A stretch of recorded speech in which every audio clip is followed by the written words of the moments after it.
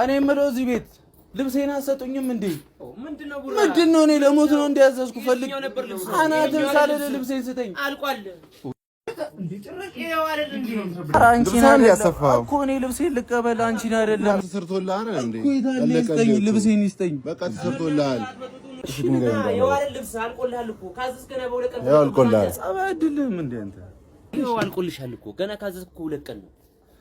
ቢሆንስ እንዴ?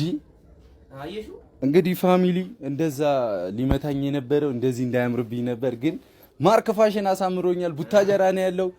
ለሰርግ ለልደት ሱፍ ሰራለህ እንዴ? አዎ አባቴ፣ ለልደት ሱፍ፣ ለምርቃት፣ ለልደት፣ ለመዘነጥ፣ ለፈለጋችሁ ፕሮግራም አድራሻውን እናስቀምጥላችኋለን። ደውሉለት።